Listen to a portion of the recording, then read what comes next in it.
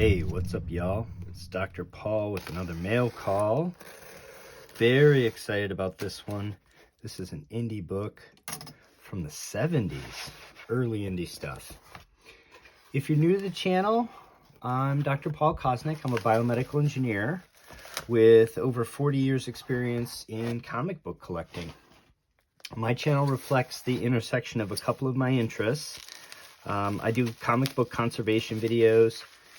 They're like an intersection of my interest in comics and passion for comics and preserving them, and my science background as an engineer. And I do these kinds of videos, opening/market reports. And these are the intersection of my passions for comic books and personal finance and investing. So hopefully you'll enjoy. Stick around. Give the video a thumbs up, leave a comment, tell a friend about it, subscribe to the channel. I really appreciate it. Helps others find us, and have more fun. Grow the community some. All right. What is this, and why do we care? Packed very well. Appreciate that. This is an eBay purchase. It is a book that I've owned a few times, and that I'm excited to share with you. Fantasy Quarterly, #1, which says on the cover, featuring ElfQuest. Check it out. It's a really nice copy, too. So why should we care about this book? Fantasy Quarterly #1 is from February 1978. It's the first appearance of ElfQuest, which is the masterwork of Wendi Pini. I really can't stress enough how important of a book this is, how important Wendi is, how important ElfQuest is.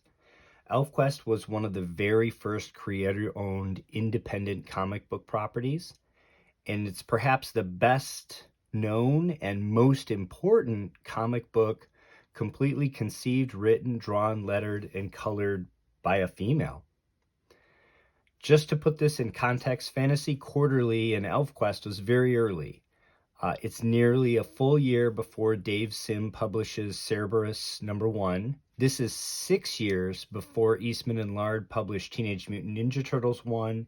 It's 6.5 years before Albedo #2, when we get introduced to Usagi Yojimbo. This is also one of the first stories told in a comic book format that had a predetermined end to the story. So the original quest ran 20 issues. After this issue, which was published by Lansing, Michigan-based independent publisher Syndicate, the Pinis formed Warp Graphics. Warp is an acronym for Wendi and Richard Pini.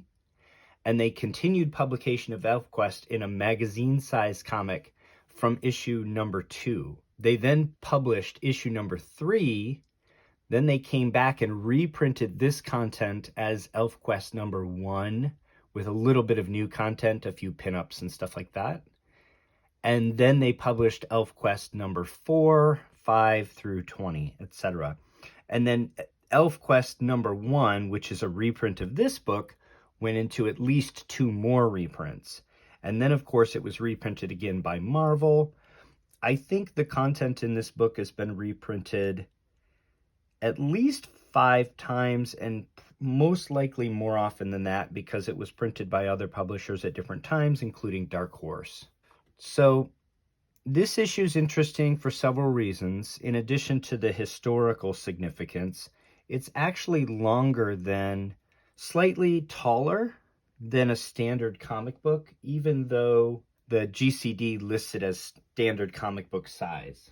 For reference, here's Eternals #1, and you can see that it's about a 1/4 inch taller than a standard comic book of the size. This was published around the same year, actually. The book, as you can see, is printed on newsprint, so the internal pages, they're not that much different than the internal pages of a comic, a little bit less refined perhaps in terms of the paper. This is true newsprint, like a newspaper, and I think comic books by this era had a little bit higher quality on the internal.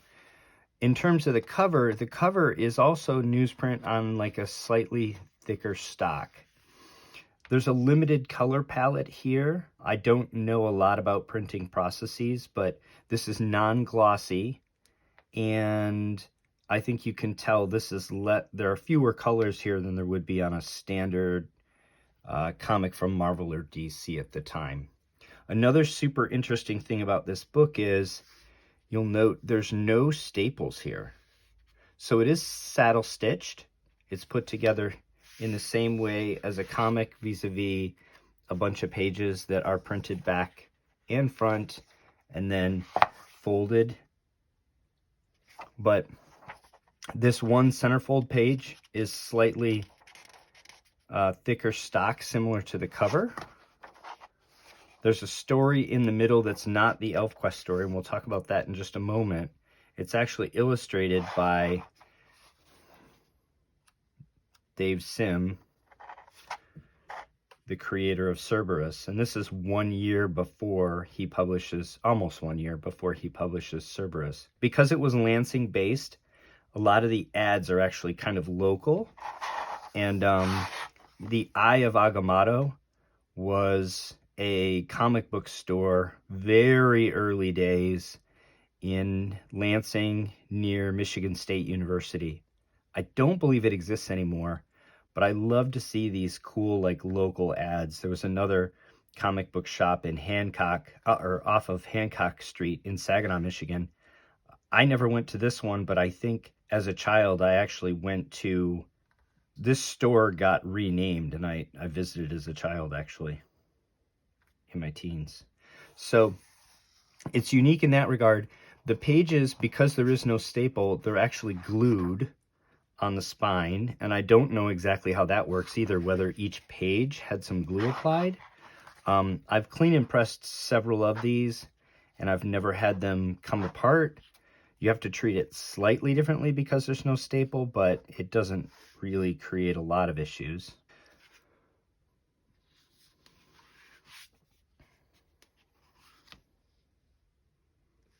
So let's do a walkthrough of the actual story. Here you have Cutter and Skywise and the team. The story, as you know, ElfQuest opens with this story, which is in 2 parts, Fire and Flight. ElfQuest is set on sort of an Earth-like planet that has 2 moons. It has primitive humans who are actually kind of the antagonists, because the protagonists for our story are, of course, the elves. There's a little bit of a history here. So while it's fantasy, it's also kind of sci-fi, because the elves travel the stars.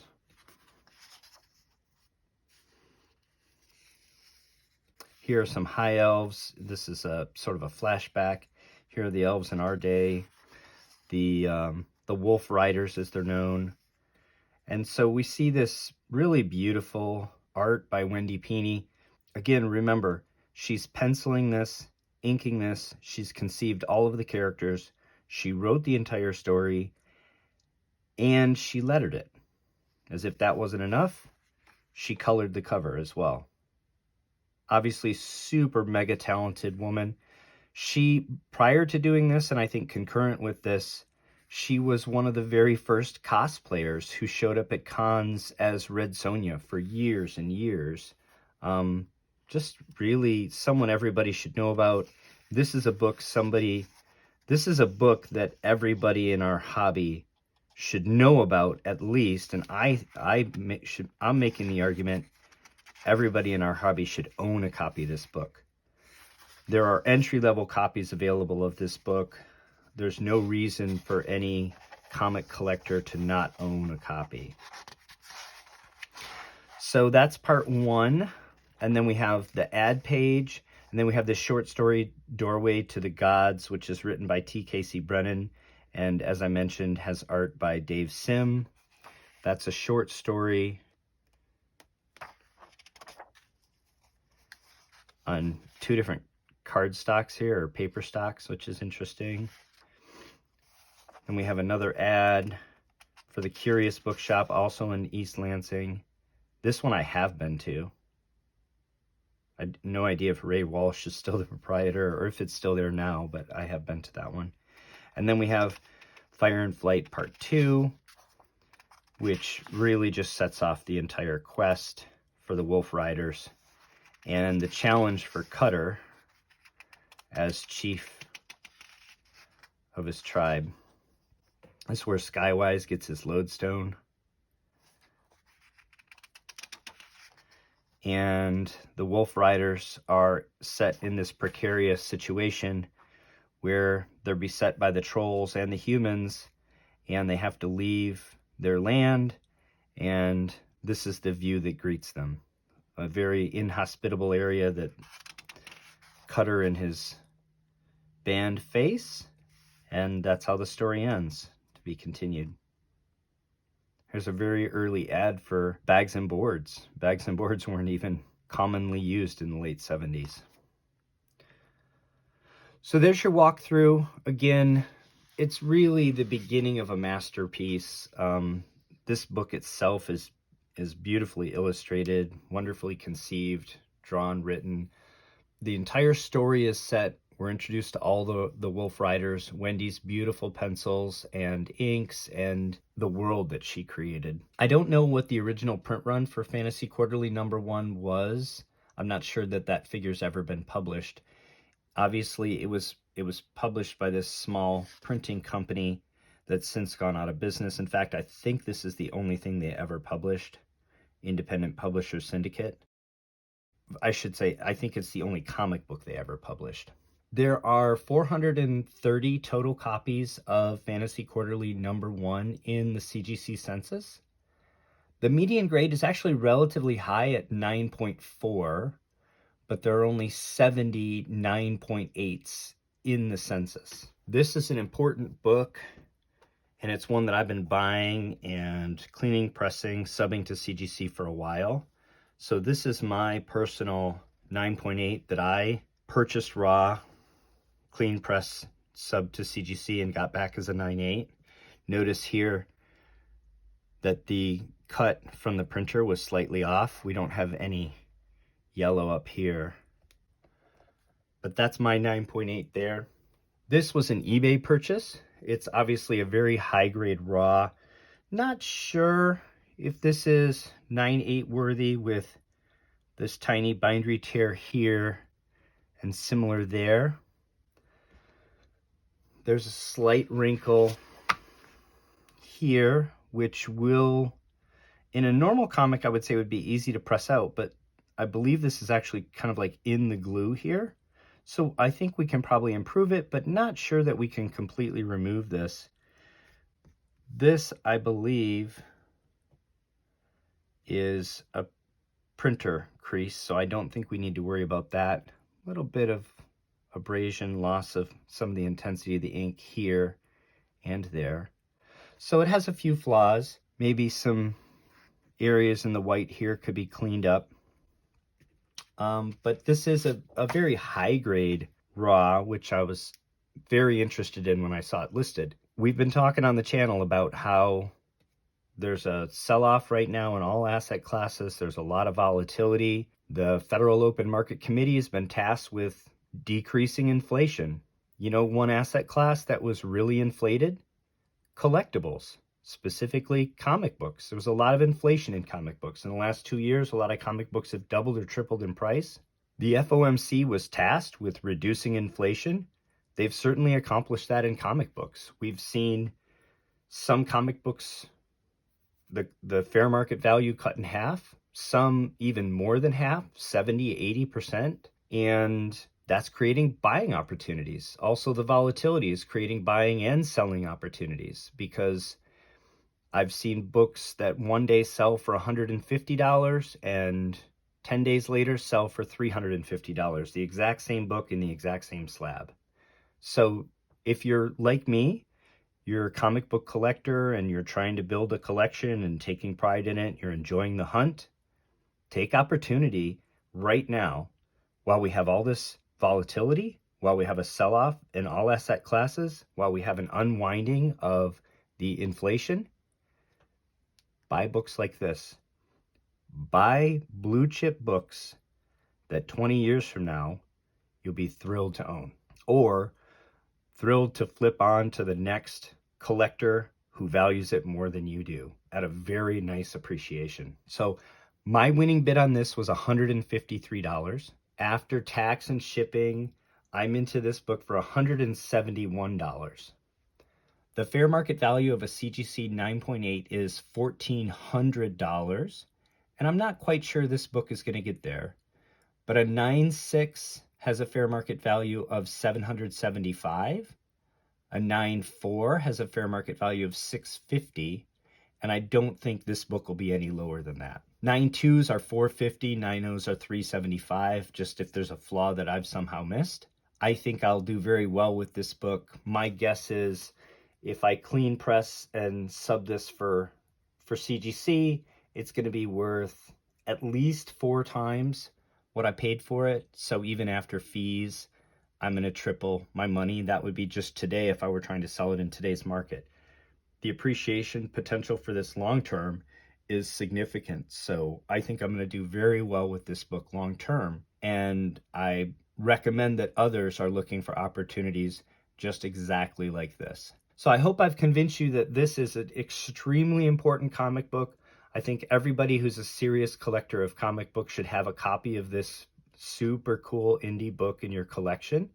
It's a really fun one to hunt, and the bear market has put some affordable copies into the marketplace. High grade, really nice ones like this one. So until next time, happy hunting and take care of one another.